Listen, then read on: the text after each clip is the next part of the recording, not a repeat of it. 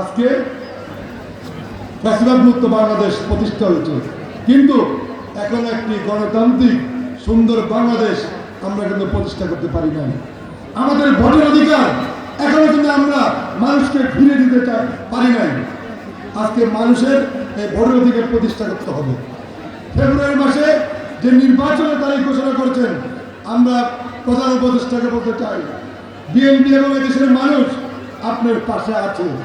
আপনি একটি সুষ্ঠু নির্বাচনের ব্যবস্থা করুন। সেই নির্বাচনে এদেশের মানুষ ভোট দিয়ে তাদের প্রতিনিধিকে নির্বাচিত করে একটি সুন্দর বাংলাদেশ প্রতিষ্ঠা করবে, এটাই আমাদের দাবি। তাই প্রিয় বন্ধুরা, আজকে আর বক্তব্য দিকে এটা করবো না। আবার নতুন নতুন দালালদের আবির্ভাব হয়েছে। এক্সট্রিম মশার কয়েল প্ল্যান্ট ফাইবার দিয়ে তৈরি, ডেঙ্গু চিকুনগুনিয়া বাহি সহ যে কোনো মশার বিরুদ্ধে দেয় এক্সট্রিম সুরক্ষা। অনেক ধর্ম ব্যবসায়ী আমাদের গাড়ির উপর আবার চেপে বসেছে। তারা এক এক সময় এক এক মিথ্যা বক্তব্য দিচ্ছে।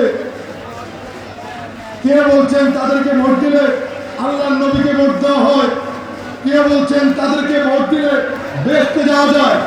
এই সমস্ত ভণ্ড দালালদের কাছ থেকে আপনারা দূরে থাকবেন, এদেরকে প্রতিহত করবেন, এটাই আজকে আমাদের তত্ত্ব।